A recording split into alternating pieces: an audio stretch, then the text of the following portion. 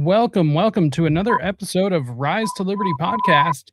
And today we have some noises coming from JJ. Yeah. Let me see what I can do to help you out with that one here. What happened? Not sure. We were good. Damn feedback always. Let me see if I can fix that here on my end. Stand by, sir.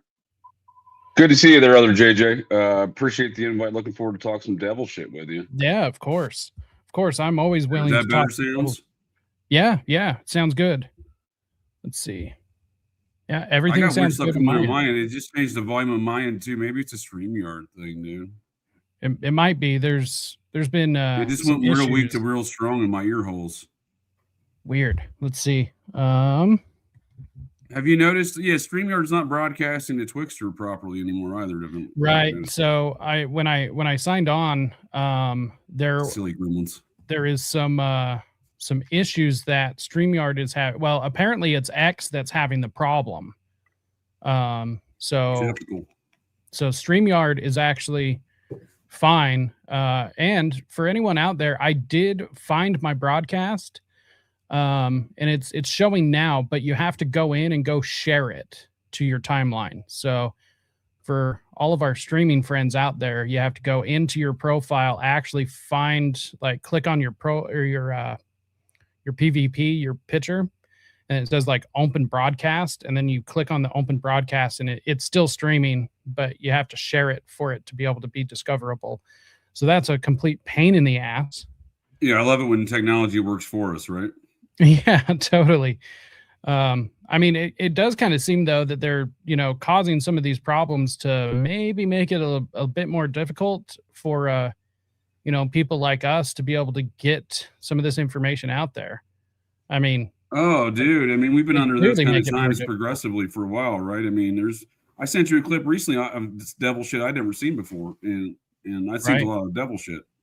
Right. Because a lot of it's been removed from the interwebs, dude. I mean, it's tough to find some things these days. It really is. Which is, I'm trying to get in contact with some of these old time researchers and stuff. Some of the guys that had hard copies of this stuff, try and get access to some of their archives because there's no other way, and they're scrubbing stuff as quickly as possible. It seems like every other month that there's an issue with the Internet Archive being down, and every time it's down, they scrub it. So yeah, dude, there's been a lot of shit that's been deleted that I know used to exist on the Wayback Machine. I can no longer Wayback it. So, and that's why I appreciate Ed Sanders' archives being on paper in climate controlled regions of a Princeton basement library, Princeton University, because at least they're preserved. Now, Maury Terry's files, the folks that own those won't put those in the library for folks' consumption, nor have they released many of those files to the public. So we see a lot of censorship, not only on the interwebs, but in paper format still, too. Oh, yeah. Analog, if you will. Analog censorship. Yeah, analog. That's funny. So where did you kind of get your start with the Satan shit? I mean, that's actually something, that's something we've never talked about before. That's a good question. I guess I realized that this shit was going on, man. You know what I mean? Over time, I've always been focused on crime, so I came in from more of a criminal perspective. Right. And I had a very choose your own adventure grad school program with the University of Phoenix, Fighting Phoenix proud. Leon Black owns that, Jeffrey Epstein's buddy. Right. But there were programs offered on every military installation, and it didn't cost me nothing as far as tuition goes because the military is picking up that tab. I was on active duty. Right. So I took advantage. I eventually stopped and paused from drinking as my full-time job and took on some other extracurricular activities. Right. I mean, I was just always I worked just as hard as I partied, just as hard as I work. I mean, so it's not my fault I was born with a Mickey Mantle, Mickey Mantle gene, you drink all night, you still get up and hit home runs, is all I'm saying. Right. But I was in grad school and I just started, studying crime more and trying to understand, specifically murder in my program for the administration of criminal justice. And, every week I had to write you can say a lot for University of Phoenix shit, but their grad school program was pretty intense. So it was 18 months I had to go, I think it was 14 months. I had to go there one night a week for like 6 hours. No, it wasn't 6 hours. It was like 5 hours with like a 30-minute break in the middle, every Thursday night. And I went in person. It wasn't online. And it was an interesting experience because I had a number of interesting professors, including the guy who used to be Janet Reno, former FBI, executive level dude who was Janet Reno's head of security, was one of my professors for a number of my courses. Yeah. The Butcher of Waco. She makes an appearance in the Epstein files. Yes. She's covered up. She made her bones covering up the country daywalk case out of the satanic ritual abuse case in the early 90s, circa 89, I think it was. It began out of Miami, Florida. Interesting. Yeah, that's where she made her bones. Right. Another daycare scandal, correct? Almost simultaneously, and it was popping off in the aftermath of McMartin and Presidio. So yeah, this was coast to coast. Right. Satanic ritual abuse. And they called in the heavy hitters from every angle to cover it up, including the Butcher of Waco. This is before she's the FBI director. I'm sorry, the Attorney General. Right. Interesting. That's some wild shit. So where did you start picking up on all the Satan shit though? Because I mean it is kind of a specific line of research. For sure. No, it was just the patterns, man. At some point in time, you have to. When you see so many of these crimes of the abuse of children and of the murders, and you see time after time, the things that are being ignored in these cases are just like I was already familiar with. This was kind of simultaneously me discovering Dave McGowan. So I had just read Weird Scenes Inside the Canyon. This has been I was following his blog series on Facebook or whatever in 2014. He had an entire Weird Scenes Inside the Canyon blog on Facebook, but it was like a whole Facebook page. There you go. For Weird Scenes Inside the Canyon before it was published. Yeah. So I was following that because I heard him on a radio show. It turned out to be an FBI guy. That's strange, I think, sometimes, but whatever. Not towards McGowan. It's just as far as shaping the narrative around some of these subjects. Why, anyhow, that's a slightly different topic because there's always bullshit around all these topics. Look at laser tag Ted Gunderson, right? No, he got shot by lasers twice. You gotta watch out. So over time, it's just a repeating pattern of behavior, right? Like that's McGowan's right. That is the thing being ignored in the serial killer cases. And if you apply that same, so I was like, well, that's true. What if we just apply that same standard across the case, across the spectrum of murder and see how much that applies? And it applies a lot. That is, and then they're ignoring that factor in a number of cases. Right. In every state, in every jurisdiction. It's almost like they're doing it under the auspices of national security, which is also what Dave McGowan said. Dave McGowan seems to have been 100% correct. Man, we lost a hell of a man with him going. Honestly, I can't even imagine what he would have done still being around. And honestly, I would have loved to see him, because he answered a question in an interview one time, like what he was going to work on next, and he was saying that he was probably going to go the complete opposite direction and do something entirely unrelated, which I would have loved to see. He was working on some Lincoln stuff there at the time of his death. His Lincoln series on his website was not complete, but it's very interesting because you can apply again. I like to just say if Dave McGowan was right, we can apply that same framework to a lot of other parapolitical scenarios. That's what I did with the Laurel Canyon series, applying it to the grunge rock scene, which you wanted to discuss a little bit of that today with Courtney Love and some of her connections to the occult, ritualistic murder and abuse networks. Yeah, I actually had a post that went like semi-viral, talking about some heroin blood content, and ended up going last time I saw, but 1.7 million views. So pretty damn good, honestly. But yeah, there's for sure tons of strange shit around the Cobain murder. Because it was clearly so much strange shit. The question needs to be asked, sir, was that Kurt Cobain that was in fact murdered, or was that just some other junkie? Yeah, right. I mean, the man had his face blown off. They identified him by his driver's license sitting on his pant leg. Seems a bit suspect. Actually, he didn't blow his face off, and in fact, the bullet didn't even go through the back of his head. So where the blood wasn't even like underneath his head, which is fucking wild. That is the official stance, though, from the paramedic that was first arrived on scene. That's how he identified it as Kurt Cobain, because he didn't call it into police. He called it into a radio station, too. So the whole thing is mired in suspicion, if you ask me. It's all very suspect. Right. Right. JJ's glasses are laser related. Because if you want, let's see, like, because if you read his suicide note, right? I mean, because again, Right. Cobain, he was in this network, in my opinion. He was in the Cultists. He's very good friends with William Burroughs. They did an album together right before his death. Right. Well, and in Burroughs is the root behind the smiley face, is a chaos symbol within this whole subculture. Right. Well, and his body got cremated. Nobody even knows where it is to this day. At least that's what they say. But there's actually a theory out there that existed since the early onset of Cobain's death. I'm an old Muppet, sir.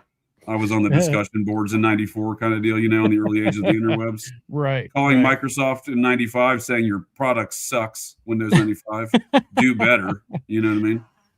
Well, it's pretty easy to suck when you're the only one because you use mob tactics to take out everyone else. I don't think they ran out any of their bugs, dude. They were like, let's release it. We'll have all of our customers tell us where the bugs are. I really think that was their business model for Windows 95. I mean, that's still kind of is. I was about to say, if it ain't broke, don't fix it. You know? If you can save, you can rob folks of their money and be a dickbag about it by not employing an actual department or making a product that works. Right. So back then there was an early, and it still kind of exists. I think I see it rehashed every few years, but William S. Burroughs had made something called the Dream Machine. And it was this device that had spinning lights and shit. You're supposed to look into it, and essentially activates your fucking pineal gland, right? Oh God, sounds very MK Ultra E. Exactly right. Not only that, it produced some weird results of folks killing themselves. So there was a long-standing theory that was what would happen to Cobain due to his relations with William Burroughs. I mean, at this point, I'm willing to believe almost anything, but it's just every bit of the story is just strange. It's just so strange. And even just going on the official story, nothing adds up. I mean, we're expected to believe that he has 3 times the lethal dose of heroin in his system. He recaps his syringes and operates a Remington Model 11, which anytime a barrel is obstructed on a Remington Model 11, it doesn't eject the shell. So where the hell did that come from? Right. Yeah, there's so many aspects of it. I have so many questions too. But if you want to talk Courtney Love in the process, if you want to share the link I just showed you, would you believe that Robert de Grimston wrote an article about Kurt Cobain's death and snuck it into the New York Times? It got printed 30,000 copies before they stopped it. Oh, get the fuck out of here with that. He blames everybody from the National Security Council to the Church of the Subgenius. I've been doing a lot of Bob Dobbs coverage on Twixter here recently. Right. But he blames everybody else, but notice he doesn't blame the process in this. First of all, process disbanded in 1974, so I saw it in a Netflix documentary. Yeah, exactly. the same Netflix whose Edward Bernays' great nephew was a co-founder of that same. Yeah, Netflix. and the same filmmaker of that Netflix documentary, Son of Sam, Josh Seaman, who then obfuscated and censored more work of Maury Terry's by removing the death mask chapter from the reprinting of The Ultimate Evil. What I assert is a proto smiley face killing murder. Interesting. Why is that? Andrew Crispo stalked a young male of a smiley face killer victimology. 18 to 25, fit, intelligent, generally would be considered an attractive young male, with the opposing sex, or for this matter, the same sex, because apparently this man was a gay man. And Crispo picked him up at a bar, and now the circumstances surrounding the discovery of his body, I think, is what evolved the evolution of that modus operandi, because that's in the 80s, and in the early 90s, I would argue we have our first smiley face killer victims in New York City, it seems, based upon records. We can't do second autopsies on some of these cases, but there was a case in 92, there's a case in 91, 92, and 94 that I assert were likely victims. The victim zero that's often referred to as New Year's Eve 97, I'm sorry, in January 1st, 1998, essentially, right? And in New York City there in Midtown Manhattan, Fordham University student. So again, I think it's the evolution, right? Eventually they start, the cult's growing larger, they're building more cells, Right. And just based upon how folks operate, those cells are going to slightly operate in different capacities, have slight variations. So I think we just see those evolutions going on there from the Crispo situation of the death mass murders connected to the whole process there. And again, the filmmaker Josh Seaman removes that chapter is Dana Duda. Saw her in the chat. She's done some excellent efforts on portraying that censorship. Right. So. Right. Yeah. Amazing work. Absolutely amazing work. And also, Dana, if you're still here, look, we're not streaming to other platforms. We definitely are sticking to our guns. We're in compliance. We're in compliance. Yeah. But what are your thoughts about this article? About, I mean, not only is he calling out the whole Cobain thing, and he lived longer than Nixon lived longer than Cobain. That's obviously the title, but really the impetus behind the article, in my opinion. I mean, it's all very strange, especially when you start digging into what Courtney Love was doing in her early life, or what was forced upon her, really, because, children can't consent. So what was forced upon her, the very fact that, I mean, he calls this a suicide, I think would, raise my eyebrow to even question, like you said, was that even Cobain? Right. I stand corrected. He does blame the Process Church here. Yeah, I think it should be asked, was that even Cobain? So the Grimston writes, though, apparently a suicide, Cobain's death is being investigated by the National Security Council. Okay. You mean the folks that run the process? That's my opinion. I mean, there were so many reasons for like federal agencies to get involved.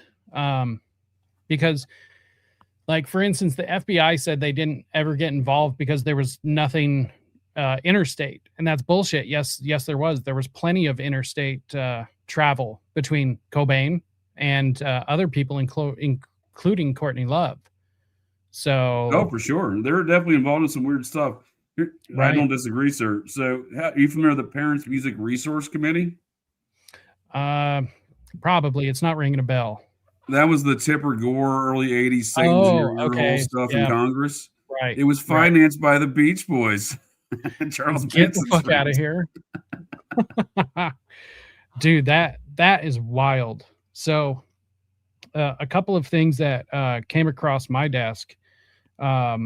So Courtney Love's father, Hank Harrison, described his daughter's apparent dissociative identity disorder, previously known as MPD, in a book titled Love Kills: The Assassination of Kurt Cobain.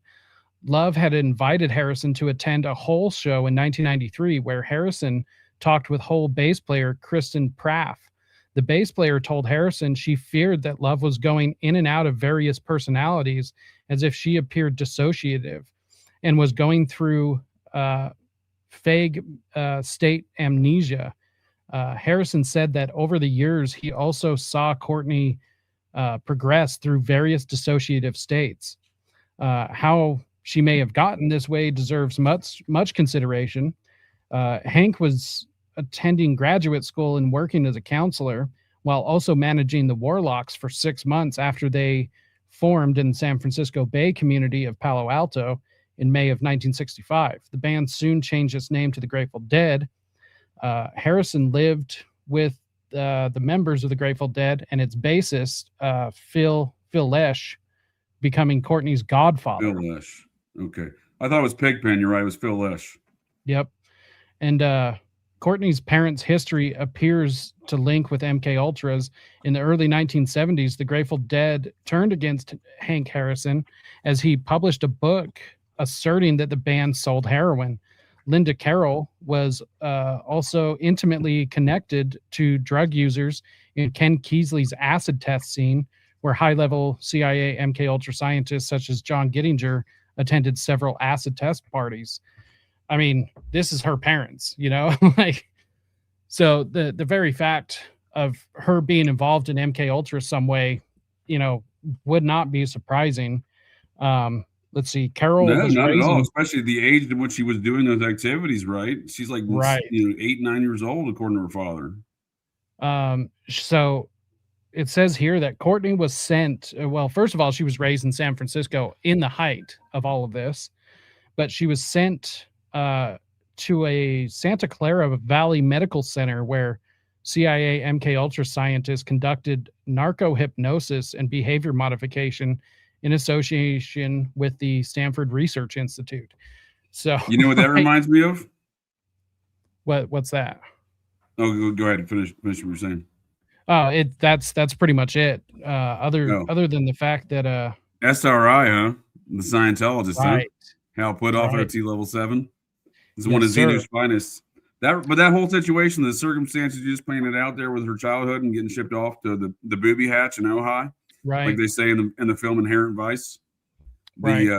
The guy who's the wealthy attorney who's kind of orchestrating this drug trafficking network of what I would call is the family, because that's what they call themselves in the film.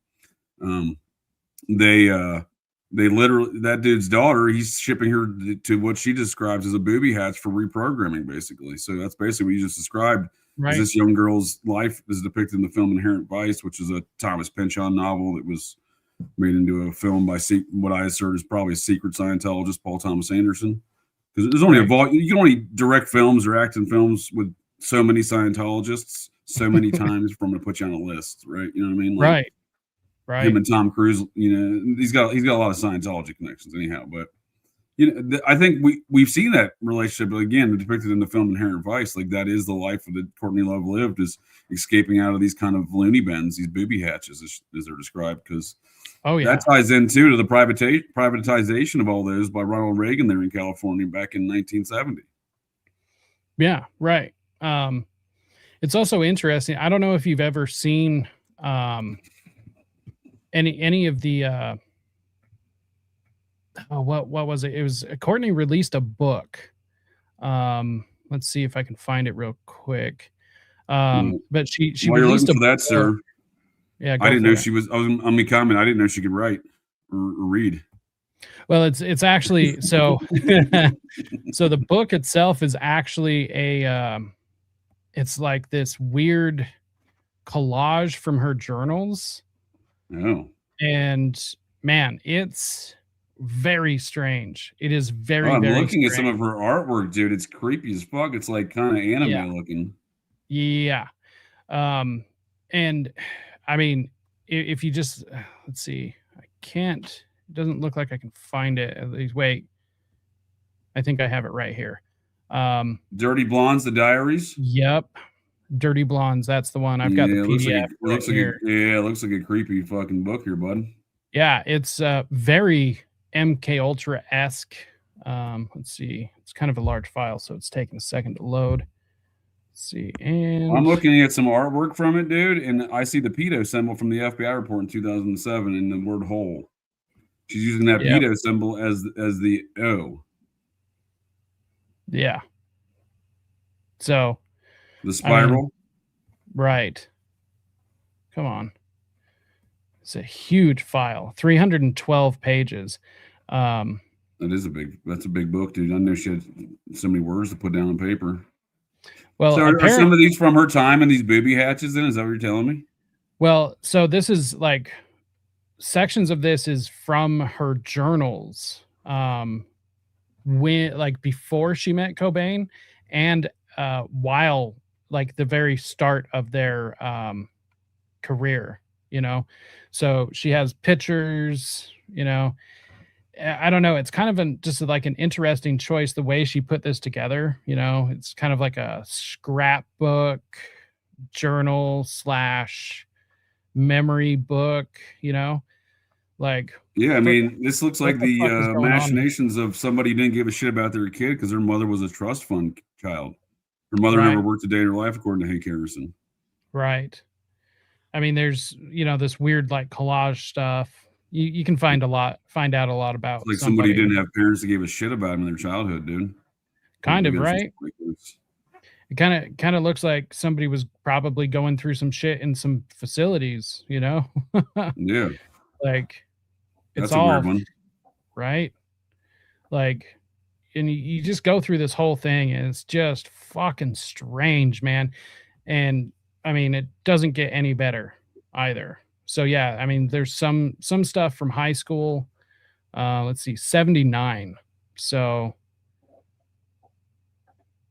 it's kind of like this bohemian punk rock-esque thing. Well, that's according to Hank Harrison. Her mother was very much a hippie bohemian lifestyle her whole life. Cottage program. right here. Boom. But doesn't her mother kind of resemble the same character as like an Abigail Folger? Yeah. Yeah, really does. So now, Abigail Folger's mother and Anton LaVey were very good friends from early on. I want to say around 1962 they met. It was before the Haight and Ashbury scene, but they knew each other during that time. So Abigail Folger's mother was the first lady in America to have, Abigail Folger was birthed this way, be born under hypnosis. Right. So instead of giving the mother drugs for labor, they hypnotize her. Now, Anton LaVey's first wife, Diane Haggerty, who would later be laser tag Ted Gunderson's side piece in the late 90s, early 2000s in Las Vegas. They were both private investigators in Las Vegas together, her and Ted. Right. But when she helped start the Church of Satan with Anton LaVey, and they gave birth to their first daughter, she was born under hypnosis thanks to Abigail Folger's mother selling her on that idea. So here's something kind of interesting. One of her medical records, Courtney has made some progress in the area of improving her self-concept. However, her anger and hurtful behavior towards others is still evident on Cottage. It seems that at times Courtney spends more energy trying to find ways to beat the system rather than trying to work within its confines to accomplish her own goals. This behavior pattern has been consistent in both guided group interaction groups and on the Cottage behavior. Courtney is presently expressing some very severe feelings of fear regarding placement in the community. I mean, to me, just off the cusp, this kind of just sounds like somebody who's been abused. For sure. I wonder if she was also born under some weird circumstances like Abigail Folger was with some of that hypnosis stuff. Right. I mean, based on who her parents are, who knows, you know?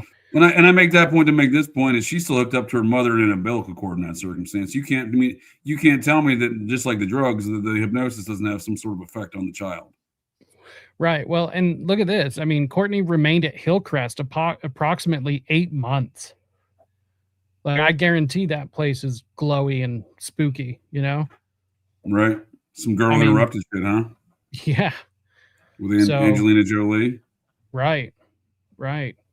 I mean, Murphy. It's just weird shit. And obviously this doesn't, excuse any of her behavior, but it does. No, but that paragraph you read kind of substantiates the kind of character you would expect to be found in the Epstein network. Right. And I mean, it makes sense that she would be involved somehow, which also, why haven't we seen her name pop up in any of this? Yeah, because Epstein's butler circled her name in the Black Book. Right. Exactly. That Nick Bryant published. Exactly. I mean, there's tons of people. Technically, Gawker published it, right? And then Peter Thiel shut down. Peter Thiel loves freedom of speech. He shut down Gawker by financing Hulk Hogan's lawsuit against Gawker. Right. Because he loves the First. Because Peter Thiel's an ardent supporter of the First Amendment, apparently, right? Did you know his last wife before he died was a Scientologist? Peter Thiel, I thought he was a gay man. I'm just joking. No, definitely gay. You mean Hulk Hogan's last wife was a Scientologist? I'm not shocked because I did not know that, sir. But I'm not shocked because his whole shop there's right there in Clearwater. Right. Yeah, he has 2 shops, one in Clearwater, and I can't remember where the other one is. In Orlando's, I think Universal Studios. Orlando. Yeah, so the same place they have Voodoo Donuts. Right. I want to talk about pedo symbolism.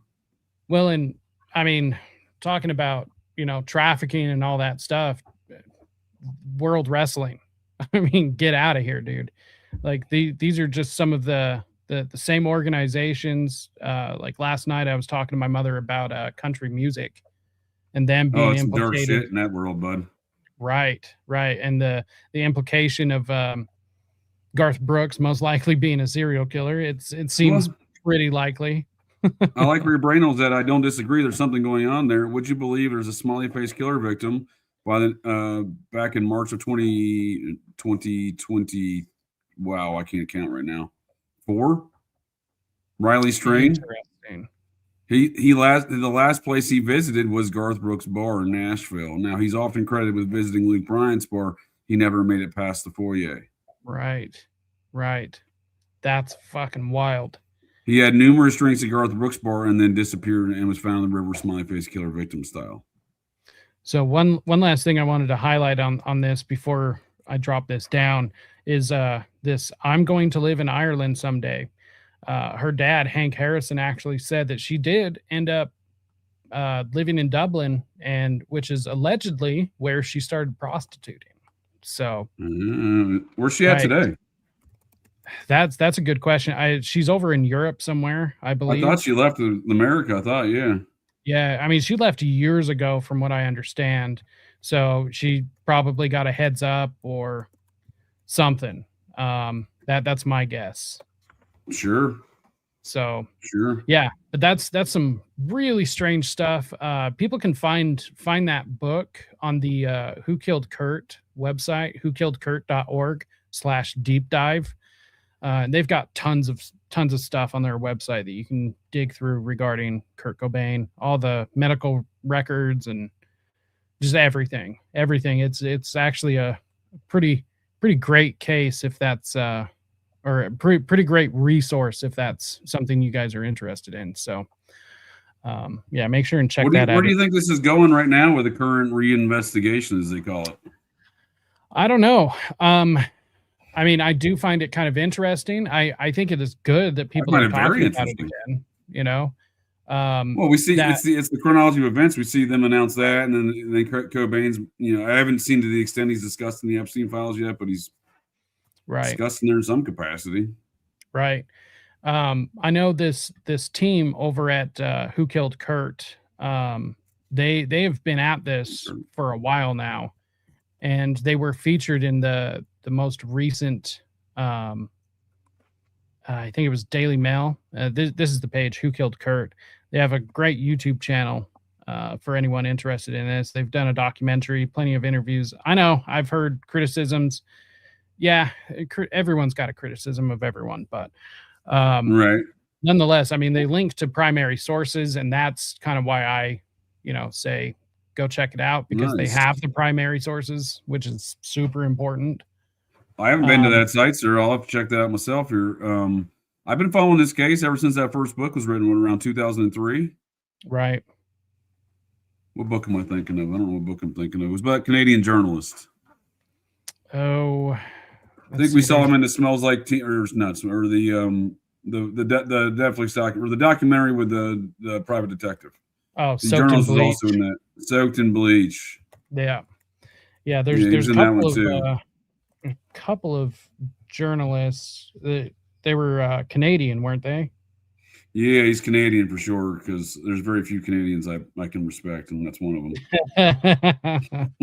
Right. Well, when you have the Queen on your money, dude, and you basically, I guess now they're washing the balls of King Charles. I can't. Right. There's only so far I can go.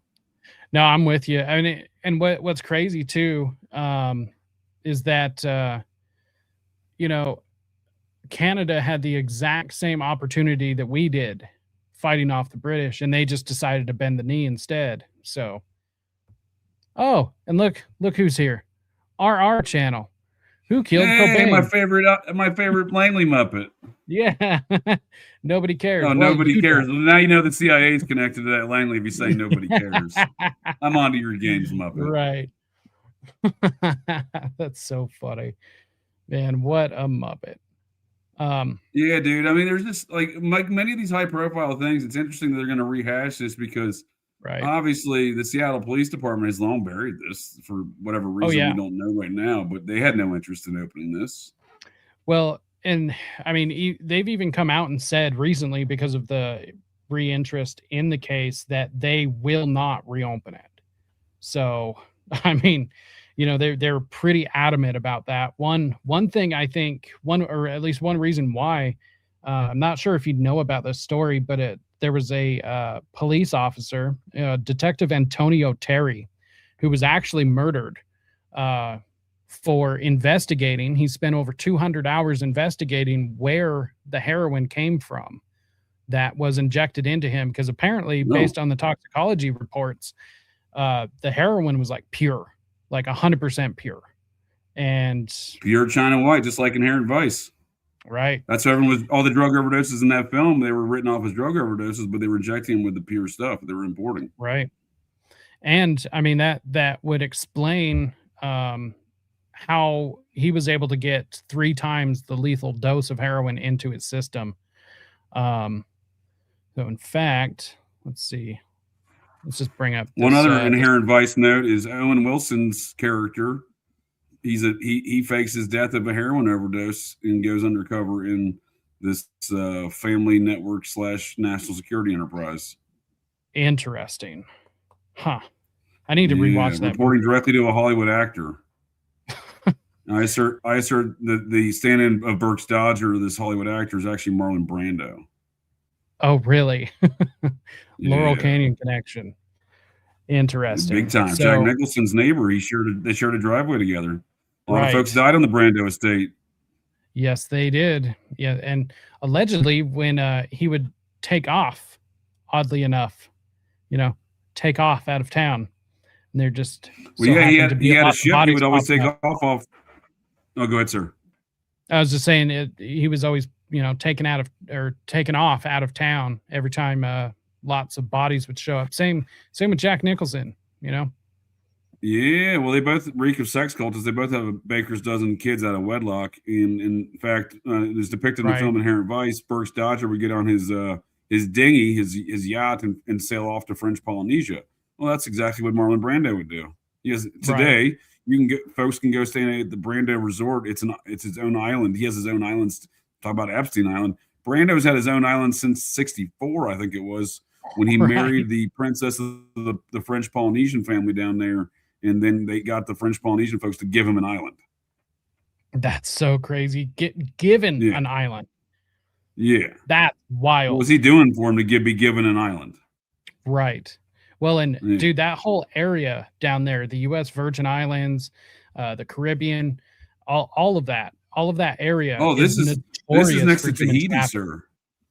Right. Well, I apologize. No, you're right. That is notorious for human trafficking. No, but I just wanted to clarify, this is not next to Epstein Island. This is next to Tahiti.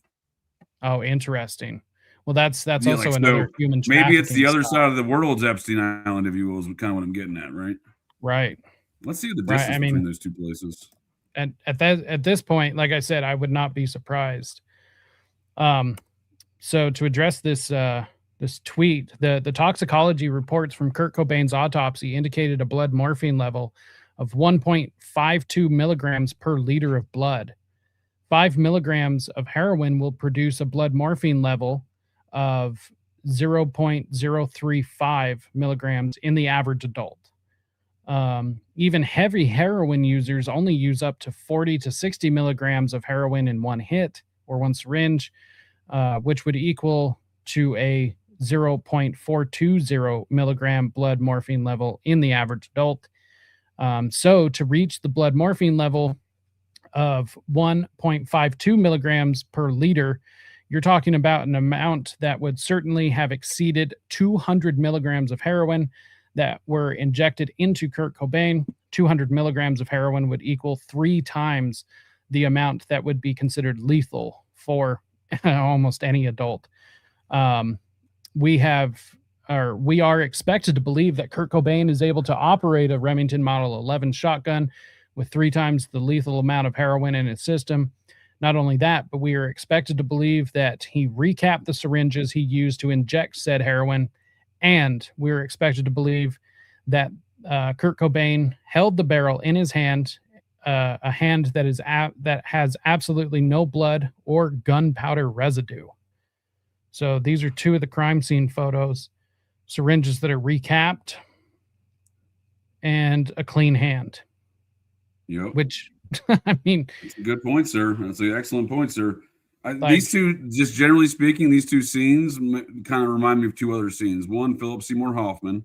Somebody who did this scene didn't understand drugs. Right. They said they were, Philip Seymour Hoffman's whole story was like, oh, he relapsed after like 20 years and started just doing a bunch of heroin. He had like 42 baggies of heroin on his dead body. Like, no one, that's not a real overdose. Yeah, that's ridiculous. Yeah. But on top of that, also what's strange is when they investigated this, the police immediately called it a suicide, which Right. that doesn't happen. Even with Philip Seymour Hoffman, they waited for at least, you know, the medical examiner's report, because they said a death investigation is how police categorize it until there is a cause. This was, you know, they discover the body and immediately report to the press that it was a suicide.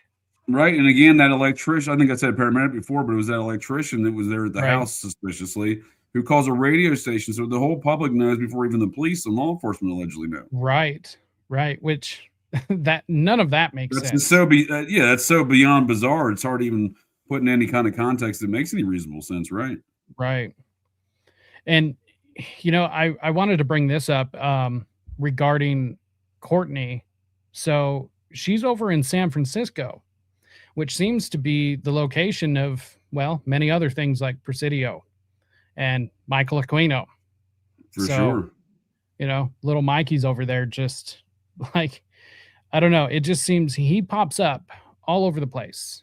You know, I think that was his job. He was the go-between through so many networks, right? Like he was just like Rusty Nelson says, when Rusty Nelson, the kid-diddling child pornographer guy, photographer from the Franklin scandal situations, I believe his story that he was sitting in a room in Omaha doing some kid-diddling pornographies, and in walks Michael Aquino with a briefcase full of bearer bonds that he said was for the Iran-Contras. Oh, yeah. I totally believe that. The Nicaraguan Contras. And that story and the story about Hunter S. Thompson are definitely two that I absolutely believe. They seem very believable, right? You see all the relationships between. First of all, I was a huge Letterman fan growing up, and I remember that's my first introduction to Thompson was on Letterman. He was a nut job every time he was on there. And then you look at his relations with Johnny Depp, Mr. Neo Processing, you're like, oh yeah, some of that shit might actually comport then, huh? Right. Man, it's just absolutely wild. All the connections, you say it all the time. It's just all of these Muppets know each other. These Muppets all know each other, sir. 100%. Let's see. There's one video I wanted to bring up. I thought this was amazing. Kind of shifting gears here a little bit, but I think you'll get a kick out of this. This is actually a video of that dig from the McMartin preschool. Oh, so, yeah, you mentioned this. I'd love to see this. Yeah, so this is the Program to Kill YouTube page. So make sure and go subscribe to Patrick. He's great. All the work he does is great. And he's the one that found this and posted it to his YouTube. So yeah, this is amazing.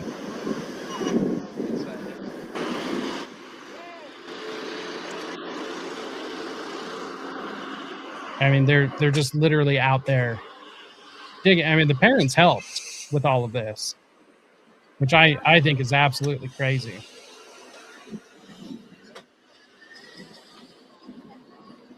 I think it's pretty wild because we're told this never happened, sir. This is not a real thing. I was told there was no tunnels underneath McMartin. Right. Yeah, no, we're panicked. And it's Ira Reiner. Oh, go ahead. Well, we're panicked if we think that there were tunnels. I'm feeling really panicked right now, buddy. Because it was Ira Reiner, Charles Manson's buddy, that shitcoded this entire situation. So he was not the district attorney of Los Angeles who brought the charges. They ran that motherfucker out of office. So he announces the charges, and then a month later he loses the election. That's weird, right? Because he felt pretty confident, I think, going into that election by taking these charges before the election, right? Or filing these charges, right? Right. He does a press conference saying that the root cause of all of this stuff is kid diddling and child pornography. Suddenly, he loses the election the following month, and then we get Ira Reiner, Charles Manson's personal friend, as the district attorney, and he's like, "Yep, time to shitcoat this whole thing." Yeah, no kidding. Because he's the one. So he's the one who prosecutes the head of the Medellin cartel and not Cocaine Bob Evans for the murder of Roy Radin, along with William Mincer and his South American hit squad buddy, whose name is escaping me at the moment. Interesting. Oh, and right there, look at that. There's the plate, the infamous pentagram plate. I mean, it's different when you see video. Like, for sure, dude, especially with color and shit. Right. Because you have that one photo of laser tag Ted in the tunnels in black and white, which I think is hilarious, but why he's got black and white photos in 1991 or whatever, dude, is beyond me. Yeah. And I mean, so yeah, it looks like 5/17/90 was the day that this dig took place, and yes, Laser sounds Tag right. Ted actually appears in this video, and it's kind of interesting, but he's only about halfway through, because the dig started before he got there. So apparently he was real pissed. Right, because he wasn't he the day Jackie McGauley, the mother of the McMartin victim that he had infiltrated her house and was apparently a sex pest too, and she has nothing nice to say about a laser tag Ted. She's one of the parents that hired that archaeological team from UCLA. Right. That Ted found out, and he took the other parents out from McMartin School with shovels and called the LA Times to come out, and that was May 1st. So that was 16 days before this. Yeah, and I think it's funny because once they started finding the tunnels, like the LA Times like took off. They disappeared. Oh yeah, for sure. They're like, we want nothing. So did Ira Reiner. Ira Reiner says, I will not send my investigators out there. Right. And which is interesting because the trial of Ray Buckey starts, I think, on May 4th, 1990, the retrial. Right. Have you ever wondered why homegirl Ray Buckey's mother there looks exactly like Mrs. Doubtfire? Has that ever come across your mind? Oh yeah. Your brain will ever ask yourself that question? Oh yeah. It's fucking creepy, right? There's a weird fucking resemblance. Yeah, it is incredibly strange.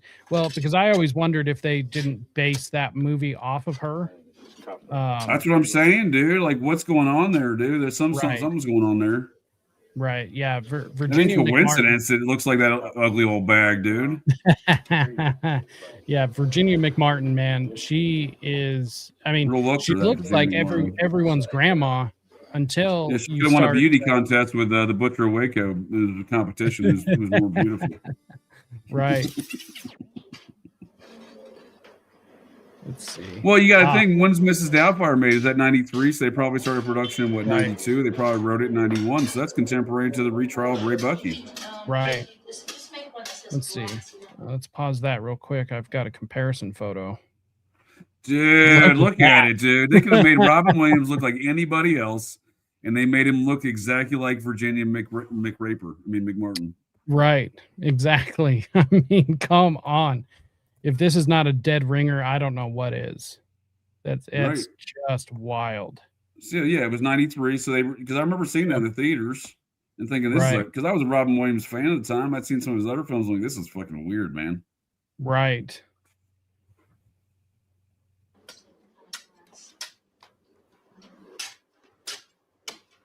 Well, I think it speaks to the connectivity of the McMartin School. So the victims reported having folks from Hollywood, actors, athletes in the Los Angeles area as their abusers. So I think it kind of speaks to the power behind that, right? Well, and why wouldn't they want to sugarcoat it? You know? Right. And it could have been something about, it could have been a hit piece to keep, I'm just throwing this out there. It could have been some sort of hit piece to keep Virginia McMartin's mouth hole shut about something. Right.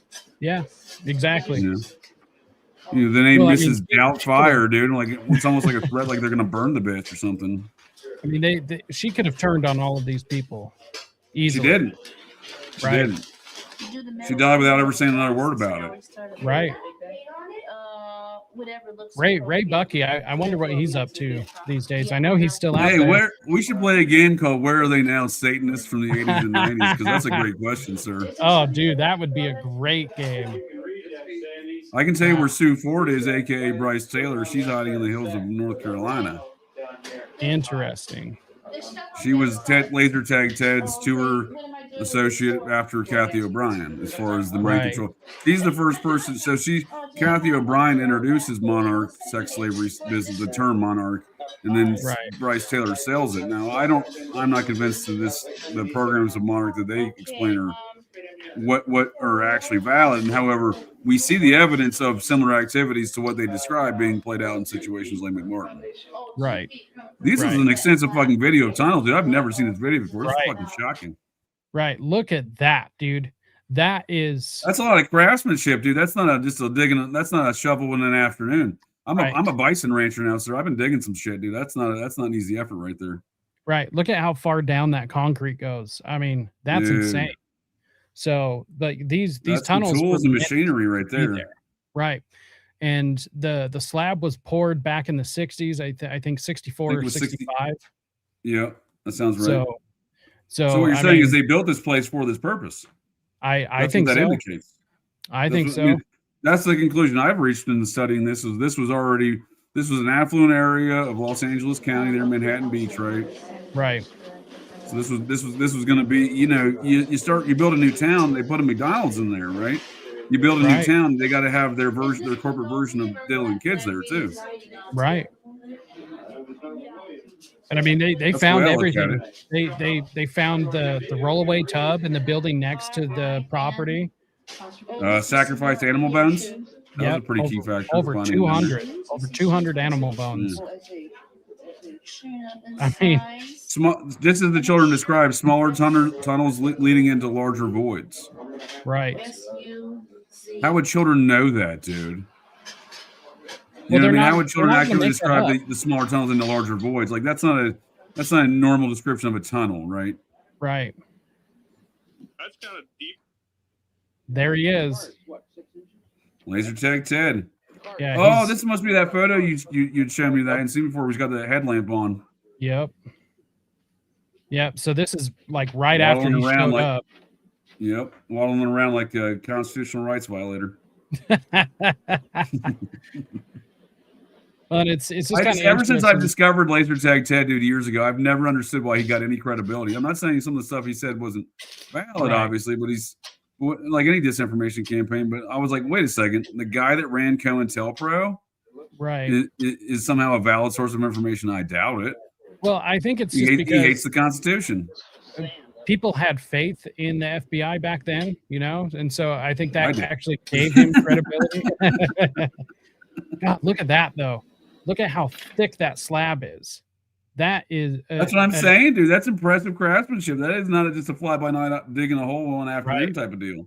So a standard slab on a building that size is going to be 4 to 5 inches thick. So is that more like 8? I believe the actual measurement's like 46. Get the fuck out of here, dude. Yeah, dude. That's how you can tell without seeing something else next to it for context of size. Right. That's huge, dude. Right. Almost 4 feet of concrete, dude. Yeah. So, like I said, I'm pretty sure that's what this was meant for. That this soundproof, huh? You ain't gonna hear shit out of 4 feet of concrete, dude. No, that's practically a bunker, which I'm pretty sure that's a bunker. What they use bunker level shit. Right. Pretty sure that's the excuse they would have used, for safety bunker. Well, you got to think at the time, there was a lot of folks in America building bunkers of this kind of nature, so they probably could have gotten away with doing that shit too, just construction-wise. Right. They may not have had to officially call it a bunker. They're just telling people, oh, no, this is our bunker. No one would have asked questions. Right. I mean, this is the, early 60s, still in the middle of the Cold War. So. Oh, for sure. All the kids are doing their little under-the-desk rituals in school. Well, Hubert Taft Jr., I believe is his name. He's a major figure, is a progenitor of figures in the Seattle grunge scene, like Dudley Taft Jr., who's a major figure, and some of his friends from his private school are also in the grunge scene as well as grunge rock acts. But that dude, his Dudley Taft Jr.'s grandfather, he was the lead singer of Sweetwater. They opened up for Candlebox and Soundgarden on national tours. Yeah, they were a major act, but I think he's. So the official videographer of the grunge scene is a Taft, and then you have this Taft on kind of the operational side, right? Kind of wheeling and dealing, if you will. But his grandfather, the owner of Taft Broadcasting, who at one point in time employed David Grohl's father, strangely enough. Weird. Yeah, the Taft's owned Taft Broadcasting and the Scripps Corporation, EW Scripps Journalist Corporation out of Cincinnati, which employed Dave Grohl's father for a period of time. So you see those crossovers there, but Hubert Taft, I think it was his name Hubert. He dies in a bunker. His bunker blew up. He was in his bunker in Indian Hill, Ohio. One of the wealthiest zip codes in America. It's a mound private zip code within the city of Cincinnati, right? And Right. that's where all the wealthy folks live, from numerous corporations like Procter and Gamble, et cetera. Carl Linder, Right. 33rd degree Freemason, that kind of deal. So kind But of a yeah, Jack he blew up in his Parsons, bunker, dude. Now it's 57, dude, and just blew up. No big deal. fucking Hate it Jack when my Parsons bunker blows up. dude. That's man. The bunker's supposed to protect you from an explosion. You don't get in your bunker and then the shit blows up. You know what I mean? Like that's not how shit works, man. Like, right. No one asked questions back then, even about that. So no one's going to ask questions about them building a bunker if they're not asking about some billionaire Taft dude blowing up in his bunker, a few years earlier, right? No kidding. Bunkers today, you're like, that sounds suspect, but back then they're like, no, it's a bunker, dude. Of course he blew up in his bunker. I'm like, wait a second, the bunker's supposed to protect him from the explosion. So I found this on the back end. I thought this was kind of interesting. It seems to be a little bit older, but it's 30 years later. Key figures reflect on McMartin preschool case. Let's see. Paul Majors. CBS. Of course, it's CBS. Right. Let's see. Perhaps it started as a misreading of an innocent act. Bullshit. Typical. Right. Okay. They never quote the initial prosecutor from his press conference, man, where he cites child pornography as a root cause of this abuse. Right. Well, and they never talk about how the jury, none of the jury argued that the children were abused. None of them. Right. Like they argued about other things, which is what led to them being deadlocked for, I think, a couple of weeks. Again, when you have a processian in charge of the entire prosecution, what do you expect? Right. Let's see. Ira Reiner represented one of the was it Leslie Van Houten, I believe, and the Manson girl murders there in 70. And when he came on as her second defense counsel, and Manson even said in the hearing like that, yeah, that's my personal friend. My God, this is fucking disgusting right here. Davis did say about his client, Ray Bucky, quote, he was singly the most heroic client I have ever defended, not only because he was innocent, but he endured it with a quiet wisdom. Go. Yeah, it was probably a fellow Nazi making the statement, you know what I mean? They're going to recognize their own. No kidding. This is white power hero right there. No kidding, man. The coverage of this is so disgusting to me. LA is a Nazi stronghold, so I can see where the Nazi Satanists can interact and overlap with them in a happy environment. For example, LA County Public School District School Teacher of the Year, I think it was 93 and 94, the son of an SS officer. Interesting. It's America, folks. That's America. Right. So it says here, so this was back in 2014. It says CBS 2 attempted to reach Ray Bucky for comment, but was unable to locate him. Yeah. That's fucking did they check scary. the Golden Corral buffet? That fat bastard's probably eating something somewhere. Oh, that's fucking funny.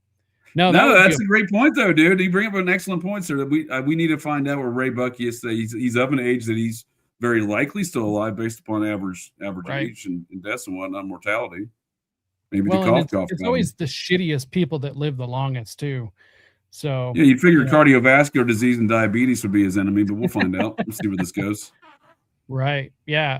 I think that would be a hell of a fun game to play. Where are these people now? Next time we convene on these matters of devil shit, sir, we'll have to you can take some names. I'll take some names. We'll play a game of where are they now? Fucking Satanists of yesteryear, because we know where some of them are, not some of the known knowns. I don't know where Blanche Barton is right now. Diane Haggerty, Ted's old side piece, and Anton LaVey's first wife, founder of the Church of Satan. She's now deceased. She died a few years back. Right. The cough got her. But I don't know where Blanche Barton is, the second wife of LaVey. I believe she's still with us. When I say with us, I mean on this earth. Right. I mean, it wouldn't surprise me. It definitely. Well, here's one that kind of surprised me, sir. When we want to talk about Satanists of yesteryear, where are they now? I know where Forrest J. Ackerman is. He was an original member of the Agape Lodge of the OTO with Parsons and Hubbard. Right. He's also their science fiction writers club leader and their editor and agent for sci-fi. He represented basically every sci-fi writer you can think of, including Ray Bradbury, right? Ray Bradbury's foremother was one of the witches in the Salem witch trial. That's weird. That's a fucking weird connection.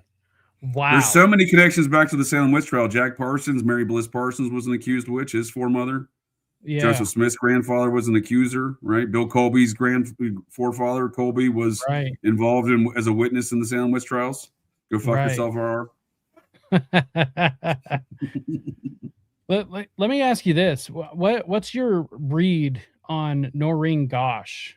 Like, do you think she's like legitimate? Do you think she's like suspicious? I suspect she lost her mind a long time ago, sadly. Right. Which is probably So her losing Johnny like really just screwed her up, and then I think I think that story where she said he came back later and knocked on her front door like midnight one night and talked to her for 5 minutes. I think that's a legit thing. right. That ultimately broke her brain hole. God, I could only imagine. I mean, I kind of pull into question some of the later stuff, you know. But I mean, I can only imagine how terrible that would have been. So I bet that would have broke her. Where's Paul Bonacci today? Right. That's a good question. His mother's a member. His maternal grandfather appears to be a member of the secret society that started in America, the Society of Cincinnati. His stepfather was an Anderson. He may, in fact, be a member of that wing of the Society of Cincinnati. They're one of the most prominent families. The society's headquarters in D.C. is named the Anderson Weld House after the Anderson family. Right. He was the president general of that society back in the 30s when they established that headquarters. My point there is, why do we have these Society of Cincinnati families at all these high-profile kind of largely satanic situations, whether it's the ritual abuse or the murders? Because that Anderson boy that was John Wayne Gacy's victim was Paul Bonacci's stepbrother, and also very potentially was in line to be a hereditary member of the Society of Cincinnati. Anderson, the stepbrother that died at the age of 16. Much like the unborn baby in Sharon Tate's belly, Lieutenant Colonel Paul Tate, U.S. Army Intelligence, her father, who appeared to have been a hereditary member of the secret society that started in America, passed down in the paternal bloodlines from Lieutenant Jesse Tate of the Virginia chapter, his second great grandfather. That young boy was the next. There's never been another male descendant of Paul Tate other than that young boy that died in Sharon Tate's belly. How old would wait, no, this wouldn't be him. Well, actually, how old would Paul Bonacci be? I would say approximately 56 years old. Okay, so yeah, this isn't him. I found an obituary for a Louis Paul Bonacci. And sometimes, where's Michael Riconosciuto today? He did a lot of COINTELPRO activities into these networks, right? Well, and he's still out of prison, right? He's been out of prison, but I can't find that Muppet. Right. Fucking hanging low. Yeah, I don't know. That's weird. Those Errol Morris related filmmakers there that did the Octopus film and made Castellano look like a real dick, if you ask me. Kind of like how they did kind of like how Zeman did with Maury Terry, made him try to look like a real dick. The whole last episode, this guy's a drunken asshole, basically wasted his life. That was like the whole episode of that Son of Sam stuff, the last one. But my point there is, allegedly, those CIA Errol Morris related filmmakers, I say Errol Morris because he's connected to all the same Epstein and Satan shit too. We're finding out he's in the Epstein stuff, I believe, as well, and he's definitely related to all the Satan devil shits. But they allegedly know where he's at. It's almost like they're like keeping a finger on him or something, keeping a thumb on. We're kind of shooting, make sure and get out of order, right? If they're telling the truth, if they do know where he's at today, right. Well, I know Lawrence King was spotted, I think North Carolina, somewhere over on the East Coast. He was spotted at a where was it, like a farmer's market or something? Just like I think that was in Omaha, Nebraska. He was at a picnic. Right, that's what it was. Right. Yeah, Nick Bryant stalks him, which I do appreciate that fact, because every once in a while you'll see on Nick Bryant's Twixter timeline to pop up an update about Larry King trying to do something with kids in some organization somewhere in Virginia. He was working at a wealthy a luxury car dealership in just down the road from CIA headquarters there in Northern Virginia. Oh.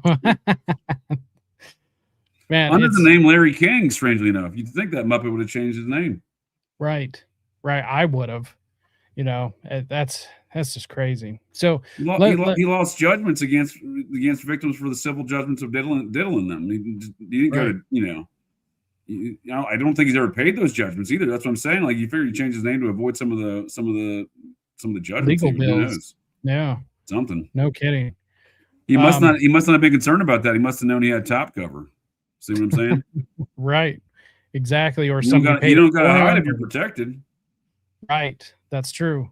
And it does kind of seem like he's out in the open, you know, if he's allowing himself to electric car dealership under the name Larry fucking King, dude. I mean, that's about. I mean, when you go into the car dealership, you never even heard about that. I'm gonna look up this fucking guy. He seems kind of creepy. Like, holy shit, he diddled kids for the fucking government. You know what I mean? Like, what the fuck? Right. You know? Like, oh shit, this dude was walking around the White House with little kids, you know. Right? Was that 87 too? Right. So we can start when you start painting all these things out on a map, chronologically speaking. You see this network out of Omaha in 87, and a Keno pops up in that network, and you see him in the Presidio in 87. You see that Country Daywalk case out of Miami, Florida with the Butcher of Waco in 87. Right. I think 87, 88 time frame there kicks off. I'm just saying, like, you know, it starts to make a lot more sense. This shit's popping off all across America. Then you can better understand not only the propaganda campaign, but the different phases, because we get the Lanning report in 1992 for a reason. You know what I mean? Which is also at the very height of the brand new and fresh False Memory Syndrome Foundation in 92. Because by 92, they are officially established and out there pushing their propaganda by that point. So for sure. And they team up together too, right? And folks like Laser Tag Ted's pushing it, right? Tracy Twyman's pushing them, right? This is that's what I'm saying. We can see the evolutions of the Nazi Satanist propagandists because, for example, Tracy Twyman did everything Laser Tag Ted did. Right. Literally. The same positions, the same activities. She was the next generation. Right. You know, I do think you know, Laser Tag Ted, he did get the credibility because back then, I mean, people still had faith in the FBI. Sure. Very clearly, they don't now, and nor should they, and they shouldn't have back then. They shouldn't have then either. Yeah, they shouldn't have back then either. Dude, I didn't. I started getting recruited to the FBI when I was 13. Dude, my aunt was the head of their forensics lab, and she was trying. So she's always getting me, you know, all these forensics books on DNA and fucking fingerprints and you name it, forensic sciences. And I was clearly being raised to be a federal law enforcement officer. I just took those on my own terms and decided I'd do that in the Air Force. Right. Nonetheless, I was being raised to be an FBI agent and groomed as such. And I had a falling out with her at the age of 15 because I thought, oh, well, I said 13 to 15, I'm starting to learn about the FBI a lot through books and my own research in the library and shit. Because I'm like, these people seem like a lot of Muppets that I'm learning about, right? And I said something to her. She's like, you know, next time I see her, she's giving me some books. She's like, I'm like, oh, that J. Edgar Hoover guy's a real dick. Nope, not in the FBI. He's not. He's a fucking god in the FBI. That's so crazy. I mean, why worship a cross-dresser, you know? Not only that, her first 8 years in the FBI, she worked 32 years there. Her first 8 years, she was a secretary because Hoover would not let women become agents. So I thought, well, she's going to be on board with this opinion, regardless of what her political stance on the Constitution. Because my issue was learning about COINTELPRO at that age. I'm like, what the fuck? You know what I mean? That's what is going on here? You know what I mean? Like trying to I didn't have the quite understanding or ability to contextualize that, but I knew it wasn't good. Right. Yeah, that's man. So I kind of want to get your opinion on this. Like, where do you think all of the satanic panic stuff is heading now? Because clearly they are not done with it. Clearly we're not done with it. And I mean, it's kind of flared up again with all the Epstein stuff. So where's it heading? I think we've officially entered phase 5, sir. Like phase 5, I'm getting real panic. We've been panicked for 46 years, every year of my life, basically here. Right. Now, technically, the initial satanic panic was July 15th, 1975, with Mike Warnke at a Denver, Colorado newspaper, where they first used the word satanic panic, and cattle mutilations were also in that same article, strangely enough. Right. Those topics are not far apart. Right. No, but then we hit Michelle Remembers in 1980, right? We actually get between 78 and 80, we see the evolutions of that propaganda, right? And we see in 78, John Wayne Gacy's childhood friend and fellow Boy Scout troop member, Robert Ressler of the Federal Bureau of Investigations Behavioral Analyst Unit. They like to analyst a lot of things over there at the BAU. But he's the one who gives us the term serial killer in 1978. Right. We get Michelle Remembers that book in 78 and 80. I think that's limited hangout, controlled opposition nonsense from the onset. And we see how it's played out. So there was previous to the McMartin scandal in '84, right when that pops off, right? Was it 80? Yeah, '84. We have in Bakersfield, California, not far from Los Angeles, about 150 miles. We have another scandal, and it was popping off as early as '79 as the complaints go, right? But it hits the surface in '83. It has the hallmark of a Muppet Mikey operation, if you ask me. Although there's no direct reports of that I've been able to find. I'm just going off of the mode of operations. However, they used Michelle Remembers in 1980, published in '80, to discredit claims that the surface in '83, but date back to '78 and '79.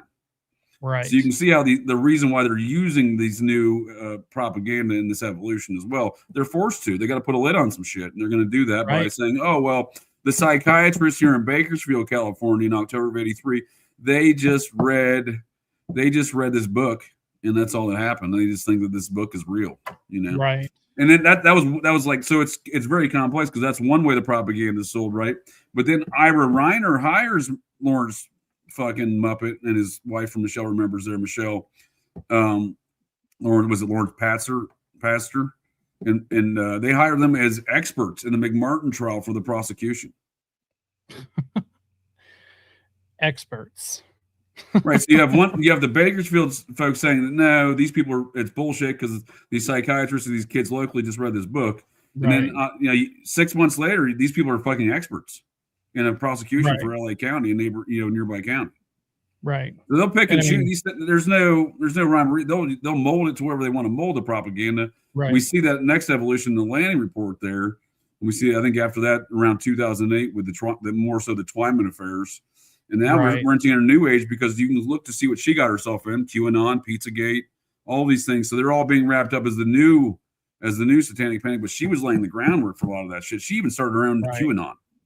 Right. Tracy Twyman did. Right. Well, and you also have that what's her name? The crazy Trump lawyer. All of them. Yeah. Fair enough. Be more specific, sir. Right. The one, she had access to Anthony Weiner's laptop.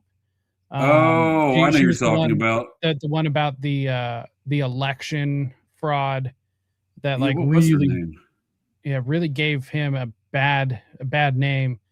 Not Len Wood, because he was the other nut job that was working with her. Yeah. I can see her ugly, stupid face. Yeah, I can't do. She's a real Muppet. Yeah. I can't remember what her name is, but she's not helped with any of this, with any of the satanic panic stuff, especially Sidney Powell. Yes. Yeah. She's clearly a Muppet. Clearly Muppet. I mean, used to discredit she all wants of some this good interference though, doesn't she? For a Muppet, she does some good interference. She really does. And she sounds believable enough to people on one side. And then to the opposite side, she's crazy. So she's like this perfect model for this because I've seen people still believe the things that she says. It's for sure, dude. And people still think Ted Gunderson found the fucking tunnels because he put his resume on the McMartin tunnel report from the UCLA archaeological team that he had nothing to do with and did everything he could to shit code it with those parents and the fucking shovels in the LA Times. But today you can find on tedgunderson.net the fucking McMartin preschool scientific report. And before you get to the report, from the cover page, you'll find Ted fucking laser tag Ted's resume. Right. Which, what the hell is that? Why is that relevant? Right. Right. Yeah. And like I said, I think he was leaning on this whole, I was in the FBI, so you can trust me. Hopefully whatever he was leaning on had a lot of support because he's a fat bastard. Right. They say he died of arsenic poisoning. I tracked down the source of that rumor, a Knight of Malta. Really? The Knights of Malta? Yeah, literally a doctor. He's a medical doctor, but he's an official Knight of Malta. I confirmed it, and he's the one who started that rumor. That's wild. Yeah. That makes the whole thing. That's definitely shit coded. I don't believe that one bit. Do you know where Ted Gunderson is originally from? Omaha, Nebraska. Really? Is that where he grew up? Or was that I think he grew up in Minnesota, but he was born, or vice versa. They lived there for a period of time during his childhood. But I think he might have been living back there when he wrote. This is the story of how old Laser Tag Ted gets in the FBI. He writes. He's 20. 22 or 23 years old, and you have to be 25, I think, at the time to be an FBI agent. He Right. writes J. Edgar Hoover a letter, says, I really want to be an FBI agent / your power bottom. Will you please hire me? And J. Edgar Hoover's like, yeah, dude, you're on my personal staff as the youngest FBI agent in history. His first job was J. Edgar Hoover's personal staff. The whole story doesn't make any sense. Here. Get the fuck out of here. That's so crazy. He's the one who vetted all the White House employees for the Lyndon Johnson administration in the wake of Kennedy's death. Right. He did all, and when I say vetted him, one of the people that he vets goes on to run Hollywood for the next 40 years, a prominent part of the gay mafia, if you will, William S. Burroughs style. Right. And I Lyndon mean, Johnson's assistant. Hollywood is just an extension of the CIA and FBI. Right. Well, there you go, sir. That's my point. So this Muppet who's in charge of the MPAA, if you look at any Oscars or anything else, they wash this dude's balls in every performance. I can't think of his name right now. It's escaping my brain hole, but he was out there for like 40 years, dude. He was Lyndon Johnson's right-hand man. In the famous photo on Air Force One where Johnson's getting sworn in, you can see this Muppet over there smiling to his right. Right. Standing behind Jackie, right? Yeah, that's a different guy he's winking to, but this Muppet I'm talking about is in that photograph smiling. Right. Interesting. His name will come back to me in a second. But yeah, so, this is one of the guys that Ted vets for a security clearance into the White House, and then a few months later, he then leaves and goes to Hollywood, is in the MPA, runs the MPAA for like the next 40 years. Right. Interesting. Oh my God, this is hilarious. Ted's connected from a very early age, man. In some weird networks, right? So by the time he comes out in 1980, and he literally repeated the same telemarketing. Michael Aquino had the Nazi Satanist telemarketing script. Right. Ted had his telemarketing script, and it always started off with, I don't know anything about Satanism. I don't know anything about Satanism. He said that at every fucking speech, dude.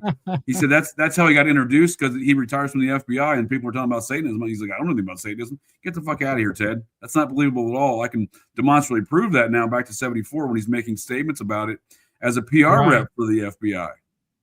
Oh, that's so weird. So his whole narrative from moment one was a lie, right? Not to mention what he did in the McDonald case, right? Which was his first efforts. Right.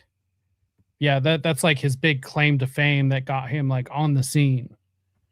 And apparently he was like, wasn't he like directly asked to be on that case, or like somebody reached out to him to be like, hey, look at this? Or supposedly he was hired as a private investigation agency by Jeffrey McDonald's defense attorney. However, that defense attorney that suddenly gets fired, I believe is how the story goes.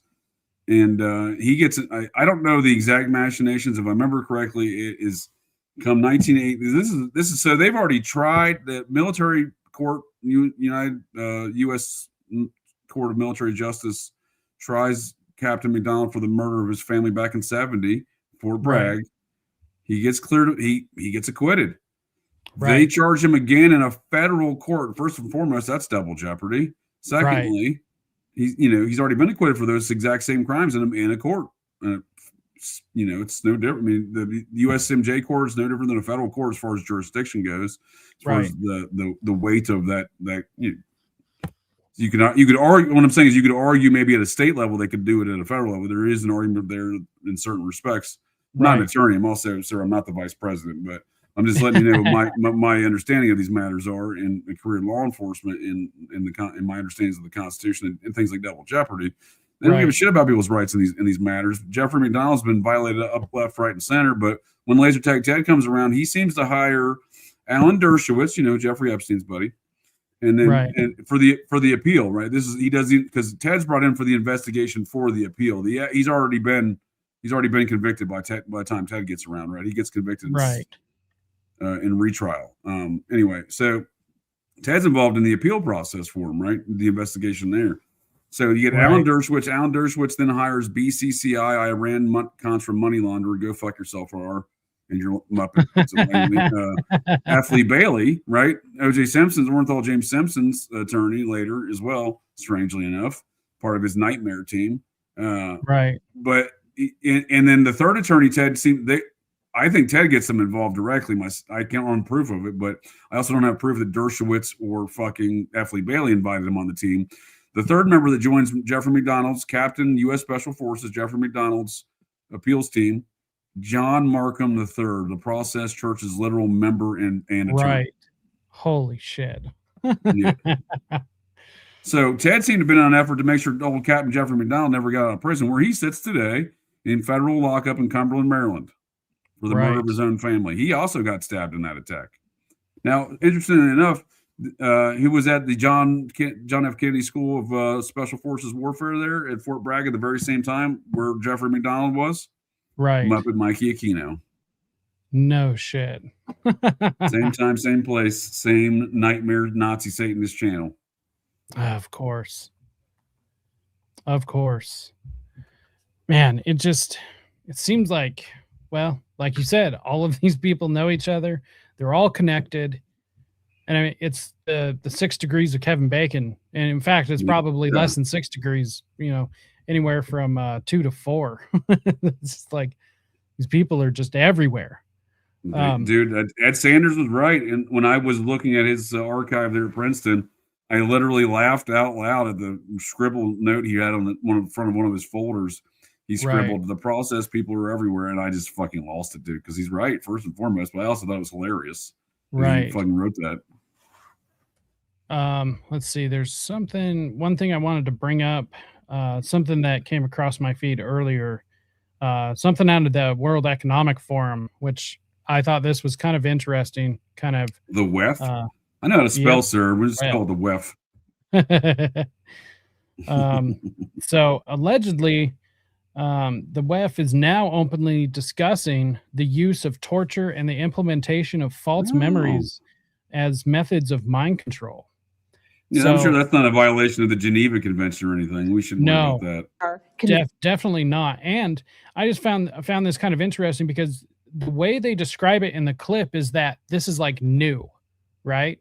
And I'm not saying it's not, but the very fact, the way that they frame this, that the whole false memory thing is new, which I think the way they're discussing it, it is, because you can't implant a false memory. Like, you can trick somebody, you can lie to somebody, but you can't make somebody believe something is a memory that is not a memory. That's just not how the brain works. But and for you and I, it's new, right? But for the folks, the Muppets they're selling it to, they're selling it as if it is new to convince them it is new, right? Like, I'm sure that's what at least part of the propaganda is about. Convicted in their belief. And so, to Jack's point about using some of the lie detection technology, particularly for eyewitnesses, not only can we put information in without blowing up your brain, we can put it in and then you can believe it so sincerely that the problem is you can testify to that effect. And in fact, we've seen this in a number of ways. The police were doing lineups where the suggestibility of the information was so strong that people would later identify a person that they'd seen. For example, you show a picture lineup and only one person has on a jacket and nobody else does. And then when you go to the live lineup, because your brain triggered that there was something different about that person, you identify the person who you've just seen, but not realizing that it's because of some difference. Yeah, she's just describing lying. I was about to say, she's just talking just to talk, I think, at that point, yeah. Right. I mean, this is Muppetry. This is just basic deception. This isn't a false memory. Like, this is like the word games that they like to play. I was about to say, they're all musicians. No, go ahead. I was saying that they're all musicians, and so they definitely like to play these word games with people. What you mean I do magic? What you mean by that? No, I do music. And then you've seen them twice, and now you're asked to testify as an eyewitness, and you're so convicted about having seen that person commit the crime, even though that person's utterly innocent, that it becomes a planted memory. And so there's some really interesting research that we can plant false memories in the brain. And in a different context, one of the emerging areas that's really interesting in law neuroscience is pain detection. And once we understand the circuitries that cause pain, I guess the question is, could we then instill pain and use that in many coercive measures? She didn't have to say, can we instill pain? It already sounded dark. Like that was their goal. Did you want to add anything, Brian? Right. Yeah, I thought that was just incredibly strange, especially the fact that they're just openly talking about this. Oh, dude, they love these Nazi Satanist fuckers love to brag, these Muppets. So I do appreciate that because otherwise I wouldn't know a lot about their shit if they didn't have such an egotistical, driven, fucking braggadocious nature about themselves. Right. So that much I do salute them. I don't like their activities, but I'm glad they explained to me in great detail those fucking Muppets. No kidding. So yeah, it's like get out your crayons. We're gonna get real retarded about life and tell you exactly our machinations of evil. I'm like, all right, well, I'll get my crayon now. Thanks, buddy. Yeah. Well, and this is what's frustrating to me though, is even to this day, people still deny that this stuff happens, that it exists, that it affects us. Like you can show people power this propaganda. And they'll just deny it. They'll just be like, no. It's like, yeah, well, I mean, just look at the 87 Geraldo special, right? So they go on there, they have numerous law enforcement folks, they show the evidence of numerous things. They got Mauritari on there showing evidence. I'm not talking about Laser Tag Ted and Muppet Mikey's performances. I'm talking about everyone else on that show. And then they go on after that show and saying ad nauseum the Michael Aquino, Muppet Mikey's Nazi Satanist telemarketing script, which must get disseminated because he repeats it ad nauseum in that show. Then he repeats it ad nauseum in subsequent interviews, and then to that email exchange to Dave McGowan in August 2001, and numerous podcast interviews after 2001, always saying the same thing. All these other propagandists repeat that same script. Oh, you believe in McMartin tunnels? You must be a fucking moron. Oh, you think there was Satanists killing folks and raping your kids? You clearly didn't read the landing report. So it's the same script, right? And we see the machinations of that in that Geraldo show where it really erupts from that. Because they show evidence. They show all sorts of evidence. You got detectives saying this is Satanism. These are the bodies we found, for example, in the butcher of Kansas City's backyard there, et cetera. They got some politicians on there saying, of course it's Satanism. People in the Bible Belt don't want to hear about that. And that's true. Right. But what I'm saying is we see the evidence there as part of the magic show, not the magician or the music show, the magic show. They show you the evidence, and then they go on this propaganda campaign, Psyops to Mind More style, using every form of technology possible to repeat the same false narrative to you until in your brain hole, you're like, shit, that must be real. And that's kind of what you're describing with what this false memory nonsense is. Right. I mean, just look at this. So this is what we'll wrap up on right here. But so this is a story from the New York Times, just out of, I think, March 31st, 2021. And I mean, right here, just this paragraph. Early in the 1980s, baseless conspiracy theories about cults committing mass child abuse spread around the country. I wonder why that happened, though. Like, oh, I don't know. You're spot on. This is the Nazi Satanist telemarketing script right here. Right. This is it. Right. Two paragraphs down, you got the Ken Lanning comment, right? They go through each step, dude. And then they're like, and now it's like, oh, you believe in QAnon? You're a fucking idiot. Now you believe in Pizzagate? You think Comet Pizza had a basement? Well, yeah, asshole, I do, because the owner of which, James Alefantis, the guy that was on the Diners, Drive-Ins, and Dives with Guy Fieri, that episode. Yeah. He says he's got a basement. You know what I mean? Right. It's just, but you can see how the propaganda crazy. They just keep piling it on there, right? Like that is, we're entering in this phase 5 now, right? Officially, I think with this, everything's QAnon, Pizzagate, and Satanic Panic, anything relative to these kind of subjects, right? If it even infers kid diddling, regardless of a satanic variety or not, because I'll bet there's people that I'm sure diddle kids have nothing to do with Satanism. Right. I'm not familiar with it. And off the top of my head, I'm sure there are cases of that, right? No doubt in my mind. I mean, families been diddling their own kids within families for years. I'm saying not every family that deals kids is Satanism shit or organized or corporate style shit like Epstein, but what I am saying is that we can see why, any inference of that is now you're a conspiracy theorist. You believe in Pizzagate and QAnon and fucking, you think they had a basement, dude? There's no basement at Comet Pizza. Right. The guy stores 30,000 tomatoes there every year. Yeah, there's no basement there at all, or 30 tons of tomatoes or some dumb shit.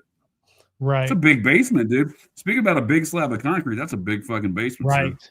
Exactly. I wouldn't be surprised if their foundation didn't look the exact same. But hey, JJ, let everyone know where they can find you. Oh, well, yes, sir. I appreciate your time. Final thoughts, and let people know where they can find you. Yeah, if we remember the family pizza restaurant of Comet Pizza and Ping Pong there in Washington, D.C., owned by one of D.C.'s most prominent, powerful men, top 50, in fact, they named him in one of the magazines there. He, friends with Tony Podesta and John Podesta, celebrates his birthdays with Tony Podesta.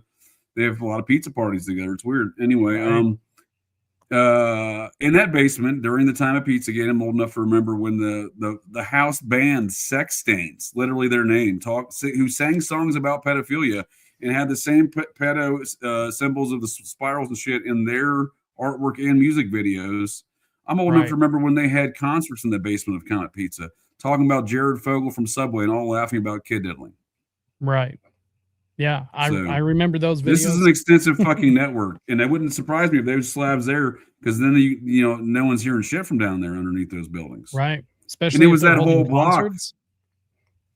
Exactly, dude. That's what I'm saying. And it was that whole block where you had some interconnected nature of the basements there, because next door to Comet Pizza was Buck's Hunting and Fishing, and that's also James Alefontis restaurant. In order to access the basement of Comet Pizza, you have to do it through Buck's Hunting and Fishing. I don't know that because I work there. I know that because he gave an interview describing these details in 2015, right? In a local Washington, D.C. magazine. And then 2 doors down from that, you had a place called Best of Pizza. They literally changed their logo at the time all that shit was popping off in 2017, because everyone saw, like, oh, that's a Diller logo. You got the spiral on the pizza right there. And literally next week, they're like, no, we changed it. Not there. Not us. Yeah, memory hole. Yeah.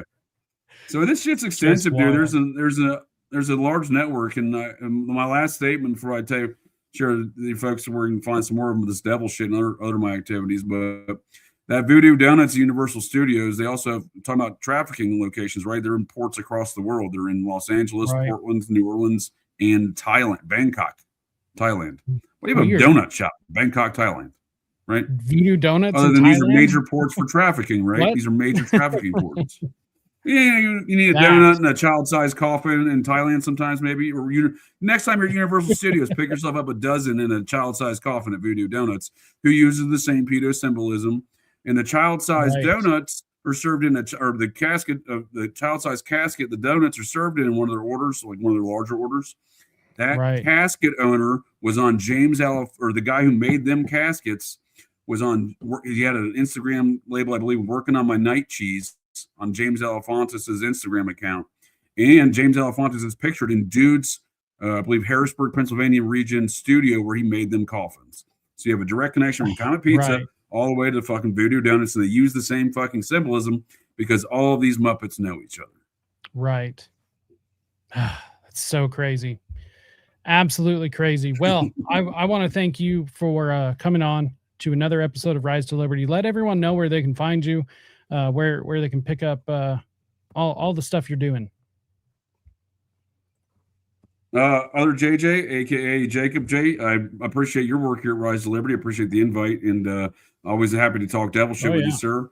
And always a good conversation. I appreciate you bringing some of these matters to my brain hole, and hopefully I'm able to offer you some of that in exchange relative to these topics. I think it is these collaborations that I find useful in understanding some of these topics, not only discussing them, but understanding the different perspective you're coming from where I'm at. You didn't come from a law perspective into these topics, analyzing legal fucking criminal cases and shit. So obviously we're coming at it from two different approaches, and I think that's evident when you're sharing some shit with me and I'm sharing shit with you that it's not within your purview. And I appreciate your time and expertise in those things, sir. When I say expertise, I meant like non-expertise. Like I like to quote John Keel, I'm an expert in nothing. Yes, I would. But Operation GCD Live, you can find me being an expert in nothing Sundays, Wednesdays, Thursdays, and Fridays at 9:30 p.m. Eastern Standard Times, even though I now live in Mountain Standard Times. For some reason, I'm still stuck in quoting things Eastern Standard Times. I'm a bison rancher now, sir. In fact, I got some bison rancher duties to tend to, but I do appreciate the conversation. I look forward to our next time we convene on such matters of devil shit and other parapolitics and high weirdness. Yeah, of course. I mean, we've got a new game to play, track some of these people down and dude, what these freaks are up to. You have no idea how much I love the idea and how much I'm going to love playing that game. Hell yeah, it's gonna be great. So JJ's link is down in the episode description, and for anyone else, my link is also down there, the allmylinks.com/rise to liberty, and all the stuff that's scrolling on the bottom of the screen. So on that, any parting words? If I have one alibi, sir, I just want a public safety announcement, public service announcement. Support your local science store. If you can share that tab for me. Support your local science store, folks. Thank you, Jacob. It's been an awesome conversation. That guy wanted to be president. The guy wanted to be president right there. And too bad now he's supporting his local science store. So, Right. all right, sir. I look forward to our next time we convene on such matters. And Yes, sir. appreciate the invite. Appreciate your time and conversation. Yep. And until next time, which will be actually Wednesday, which we will be doing another Satanic Panic is Real episode, Wednesday, 5:30 p.m. Eastern, or 5:30 p.m. Mountain, 7:30 p.m. Eastern. See, now I'm getting my time zones mixed up. Yeah. But until next time.